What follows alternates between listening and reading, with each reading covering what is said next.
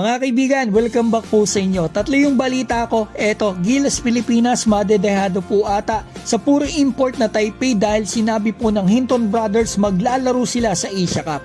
At kaibigan at dating teammate ni Kai Sotto sa NBL na drop na nga po sa NBA. At isang front office ng NBA hindi makapaniwala sa pag-pick dito kay Hansen Yang. Simulan po natin kay Hansen Yang, ang player na pinaka nanggulat at pinaka pinag-usapan sa day 1 ng NBA Draft 2025. Kasi nga po mga kaibigan, sa kahit saang website tingnan mo sa mock draft, ito po ay madadraft daw ng mid or late second round. So ito nangyari, na-drop siya napakaaga, 16th overall pick sa Portland.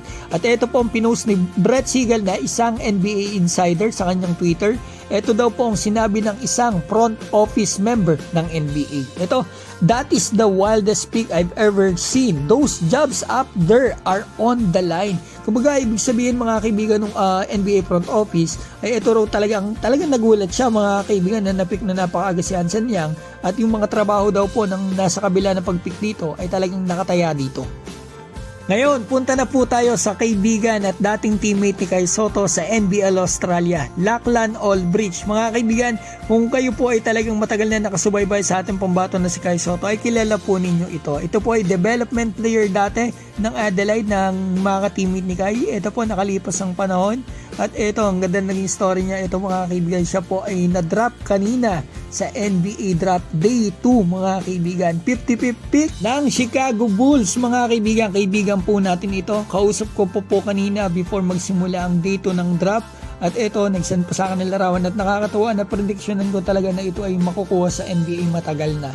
Ito, pinost pa po ako ng NBL 1 dun sa comment ko before. At matagal ko na rin sinasabi, kita ko talaga ang potential ng batang ito. At the same time, umaasa po ako na ang ating pambato sa pagbabalik niya next year ay makakarating na dito sa NBA. Yan din nakikita ko at sana magkatotoo. At hinihiling ko po ang inyong suporta sa kanya. At the same time, sa ating Gilas Pilipinas, magkakaroon po ng Asia Cup. Walang Kai Sotto, kaya medyo mabigat talaga ang laban. At baka madehado tayo dito sa ating mga kabraket, especially dito sa New Zealand at eto, yung Taipei. Kasi po mga kaibigan, parang hindi na po Taipei team yung mga kalaban natin. Isipin po ninyo Brandon Gilbeck 7-1 naturalized, import yan. Eto, nandito rin yung Gadiaga, import na import talaga yan mga kaibigan, import sa Japan B-League. At eto yung pangatlo, parang import na rin to kahit talagang local doon sa kanila. Si Ma, yung kasama ni Kai Sotto dati sa Amerika, NBA prospect po ito ng Taiwan. Talagang yung sumalpa kay Fajardo at shooter, yan yun mga kaibigan. Tapos ito pang dalawa, Hinton Brothers nag-post na sa Instagram, maglalaro daw po sila dito sa Asia Cup. Dalawang NBA prospect kasama sa mock draft. Invited etong si Robert sa Team USA U19, hindi niya lang tinanggap at etong pinili niya Taipei. Ngayong alam nyo na po na maglalaro ang main players ng Taipei. Ang tanong ko po sa inyo, sino ang llamado at dehado sa laban ng Gilas at Taipei sa Asia Cup? Honestly mga kaibigan, para sa akin 100% suportado at gusto nating manalo ang ating national team.